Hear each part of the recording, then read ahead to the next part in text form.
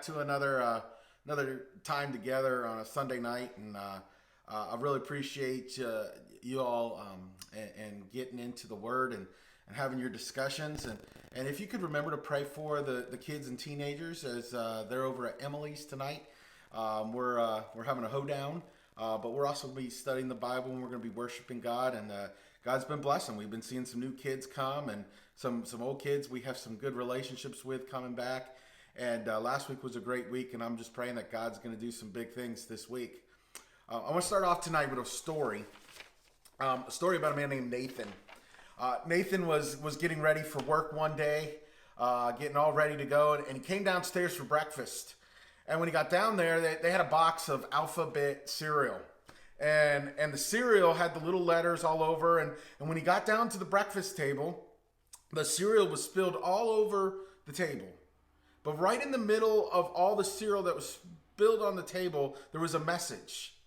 It said, "Please take out the garbage." He sat and he pondered and he thought, wow, can you believe it? Can you believe the cat must have knocked over the cereal, and when all the letters went all over the table, a message formed. But he knew better to know that someone wrote that.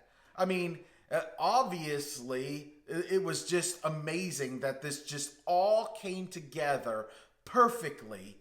And so he marveled at what had happened, but he left that day without even thinking it was a message to himself. As Nathan got out to the car, he looked, and on the car, again, there was another message. In the dust on his car that had settled, there was a message written that said, "Please wash me." Again, he marveled. Obviously, this just happened. It was just the perfect circumstances where the rain or maybe a slug got on there and just moved in the perfect ways. But he knew it wasn't a message for him. It was just something that formed. On his way to work, as he was driving, he saw something up in the sky. It was a pure, clear day. The sky was blue, but a message was written across the sky that said, "Drink Coke." And he thought to himself, wow, that must be a message someone wrote. That's not a mistake. The clouds didn't just form that way. He didn't see the airplane, but he understood. And the reason he understood was he was thirsty. So he stopped at a gas station and got himself a Coke to quench his thirst because it was good advice. You might go, well, that's a dumb story, Pastor. What in the world are you telling us that story? And here's the point of the story. There are messages that God sends all the time. And people choose either to listen, observe them, receive them, or to suppress the truth and ignore what God puts before them. That's the point of the story. Because obviously we all know that all three messages couldn't have just happened. You could take a group of letters and you could throw them on the table 100 times and it would never spell anything, much less a whole message. Well, as we continue to study and learn what it means to defend our faith, that's kind of where we're at now. We're at this place of what are the messages God sends across the world to understand who He is. And really, here's the point. You have to choose to believe them, to receive them. So you might be armed, and we can arm you with all the information, apologetics that you need with evidence to say, listen, this points to God, and this points to God, and this is how all this works. You have a conscience, and the conscience shows right from wrong, and here's design, and here how God has done all these things. But ultimately, it's going to come from a person saying, you know what? I see that to be true. I believe that. That's something I need, something I want to discover. And so we got 3 points tonight, 3 things I want you to understand, because there's an amazing design that we see all through the earth. And that's what tonight's Defend is about, the design of you and ultimately the design of the universe. And if there is a design, then that means that there is a designer. And the truth is, there's an amazing design. And that points to an amazing designer. First thing I want to show you is something very small, but that has very big implications. It's DNA. DNA are the building blocks of life. It's the material that carries the information about how a living thing will look and how a living thing will act. And DNA is found in every living thing, but it has a very big significance. It shows us the key things that a living person or a living thing will have. Scientists have discovered DNA and looked at its function and looked at what it shows us. And one of the most amazing things, the smallest life form, an amoeba, even has DNA. And taking an amoeba's DNA and looking at it, they've even found that the amoeba's DNA has more information than all the Britannica encyclopedias put together. Now, if you took all the Britannica encyclopedias and took all its information and all the words and everything that it talks about, it would fill about 1 gigabyte of space on a hard drive. So if you're a computer geek, that's a lot of space for words. You can store a lot of information coming from that. It's something like 50 million words and information. It's a lot. And so just our lowest life form has more information in one DNA cell than all the information that we can put together to try to inform the world about things. Microbiologist Michael Denton said this. He, by the way, he is not someone who believes in God. He says the complexity of the simplest known type of cell is so great that it is impossible to accept that such an object could have been thrown together suddenly by some kind of freakish, vastly improbable event. Such an occurrence would be indistinguishable from a miracle. Well, let me tell you what God says. Here's what God says about it. It's Psalm 139, 13 and 14. He says, "For you formed my inward parts. God, you formed me. You knitted me together in my mother's womb, piece by piece, part by part. God's the one who put it together. I praise you because I'm fearfully and wonderfully made. Wonderful are your works. My soul knows it very well." God's the one who designed me. God's the one who designed you. God designed every person you meet. God has designed everybody in this world that you see. He's the designer. And so there's all kinds of things we can discover about ourselves and how God makes us from when we get hurt and how our body heals itself to our circulatory system, to how our brains work, all those different things, how we grow.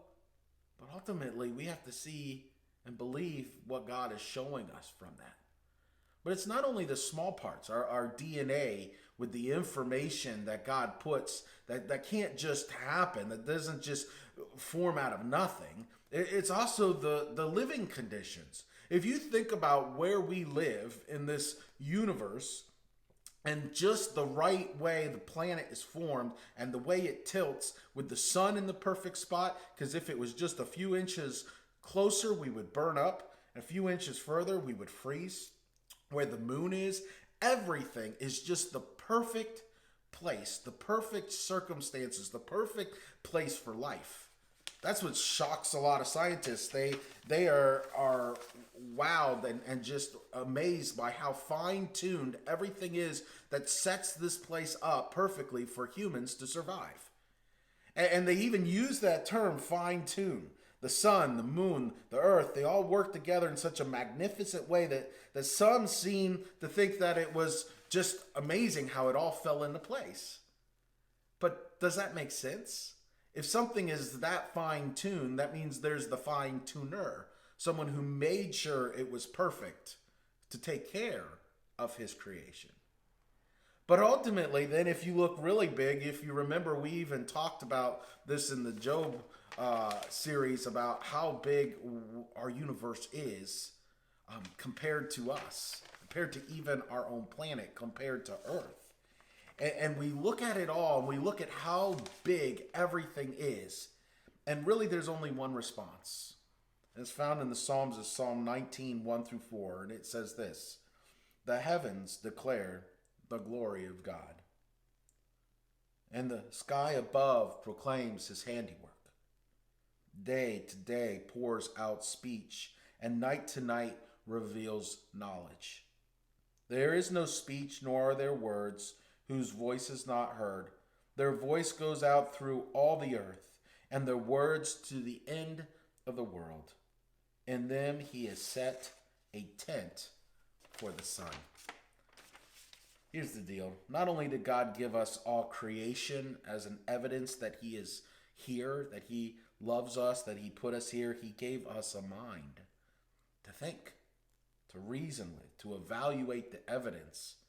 And you can see that all he created points to him. Remember, no one has ever seen anything complex or anything organized appear without something intelligent making it happen. It's never happened. Nothing intelligent or with all the information and everything that works together just happens. That's a defense. Someone who doesn't believe in God has to explain how everything is perfect and in place. And there's only one explanation: a designer. So who is that designer? And the Bible tells us who he is. Tells us why all the things are the way they are. Why everything works together perfectly. How it all works out. Because he fine-tuned it, knitted it together, and made it very wonderful. Because that's how our God is. So what does this mean for us? How do we go forward having this information? Our very first response when we hear this, and if we believe this, and if God is showing you something, then our response should be amazement. Amazement at the awesomeness of God, who created such an amazing, such a complex world, where that even the leastest of all the life forms has information, more information than we could put together in our encyclopedias, because God designed it perfectly to be exactly what it was. Second, you've got to determine to stop believing what you hear and examine the evidence. This is a real problem. We listen to the things of what everybody else says. It's not only the Bible, things of the Bible, it's things all over the world. We just listen to what others are saying without really checking out the evidence, without really examining it and studying it. We've gotten lazy. And the truth is, there's so much information today. There's so many things out there for you to look at and study that sometimes we get overwhelmed. But we're responsible to know what we believe and why we believe it. And really the main thing we have to know is God's word. I find myself continually, God shows me things that I think I know because I grew up in a certain church with certain pastors, and sometimes God has to show me something different and wants me to learn from him, not from man. Man, if I could learn that lesson, I can critique others for doing it, but I do it too. And so even in my own creation and who I am, I need to examine it, look at the evidence, and know what I believe and why I believe it, and continually study with the perspective of who God is and the design that he did. And finally, the last thing I think we need to take away is, will you commit this week to speak to someone about the awesome designer? Because if there is such a designer and it is something so complex and amazing, shouldn't the world know about it? Shouldn't we be telling everybody about it? I think we do this with products we like iPhones, iPads, computers, cars, appliances. We're quick to tell others about how we love a product, but we're not so quick to tell others about the great designer who created all things, are we? And so I want to encourage you. Tell someone about how the awesome creation you see, whether it's a sunset, whether it's the stars at night, and exalt your Creator. Make him well known to those around you. Let them know that you see that God's work points to him and shows him off. It's a great way to defend your faith. It's a great way also to get closer to your God. So you're going to go to time now, answer some questions, and talk together. And I hope that it is a fruitful time for you all. God bless you. Thanks for coming tonight. Good night.